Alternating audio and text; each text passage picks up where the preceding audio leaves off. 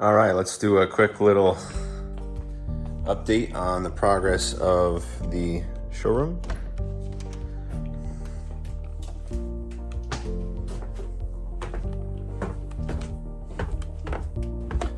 So you guys can see what's going on here.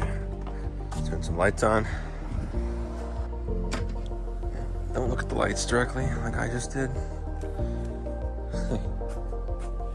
What has been done since the last update?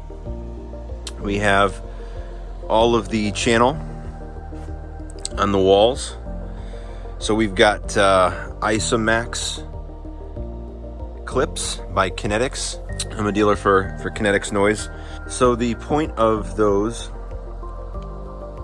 is to mount the drywall so it's off of the stud wall. It provides isolation from the stud wall, which is really nice. So we have in the ceiling rock wool, safe and sound. It doesn't have any R value, but it provides high quality sound damping. And the objective is to get the noise floor as low as possible. So that's the deal there.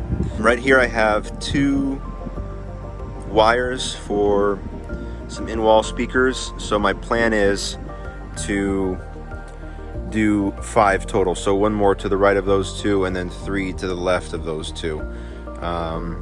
And this is just going to be a spot for that will kind of line up with this here. So if you take this and you go across,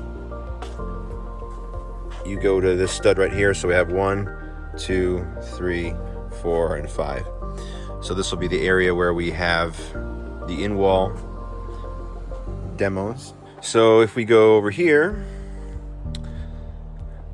this is the status of the home theater space.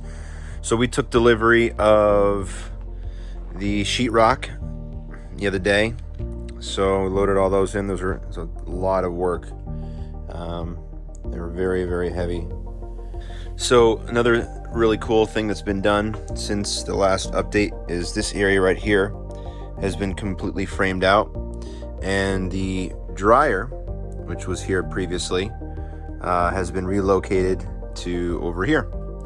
So this being the bathroom and laundry room, these are going to be pushed up against the wall as far as they possibly can, and then we're going to do like a I don't know, like some type of doors to cover that area. So now just the fact that this is done in this corner here next to the right of the door, which is going to be redone, it just really gives a lot more perspective to the space. One other thing I decided to do since the last update was remove the box in on the ceiling. Because the height is a concern, and there's no way of getting around this beam at all, obviously. This is going to be the low point. So instead of having the box in, which would put like a 2x3, so 2 inches lower plus sheetrock, so it would be almost 3 inches below that. It really was a crampy type of situation. So made a executive decision and remove that. And what we're going to do is we're going to go with the beam and the HVAC equipment all exposed for a more industrialized look. I'm going to clean up those wires and make them more presentable.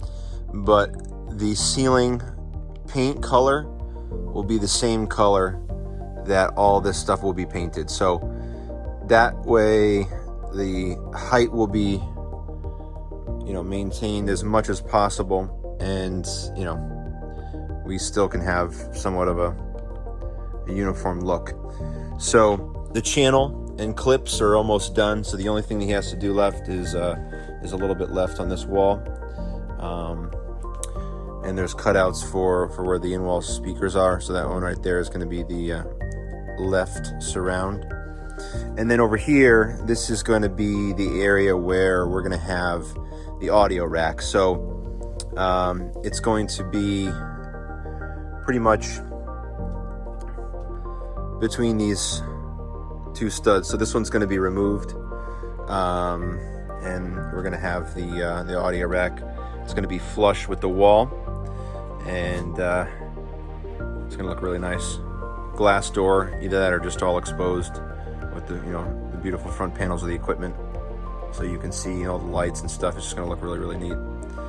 I can't even tell you how much of a difference the sound is down here already. I mean, we don't even have sheetrock up, and it sounds amazing down here. And adding in the sheetrock, adding in the flooring, once we get the couch in here, the sectional, the acoustic treatment, this is going to be a tremendously acoustically sound space, and it's just going to be really, really exciting for auditions. So that's what's going on. So hopefully you guys enjoyed this update of the progress so far. I will be back at it with another update once we have some significant progress, but for the time being, we are gonna get to sheetrocking a little bit later this week. And just so you know, this is the sheetrock we're using. It's let me just adjust this here. It's Georgia Pacific FireGuard X in 5/8. So the 5/8 sheetrock, it's really thick, and that's going to go on the walls and the ceilings. The smaller diameter sheetrock is going to be for the interior walls of the audio closet in there, and the interior walls of the bathroom, laundry room in here. So yeah, that's the deal. Any questions, feel free to give us a shout. info@audioexperience.net.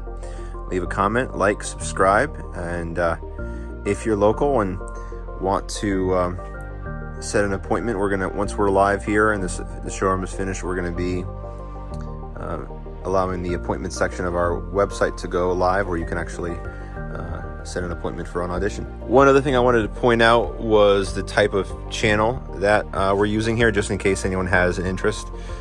This is by a company called Clark Dietrich, and the channel itself is 7/8 inches tall. So from here to here, it's 7/8, and then the dimension from here to here is 22/32, something like that. And so this is just outside the range of the acceptable dimension, but I contacted my rep at Kinetics Noise, and he confirmed that it would indeed be okay. So I had a tough time finding the channel within the spec'd size.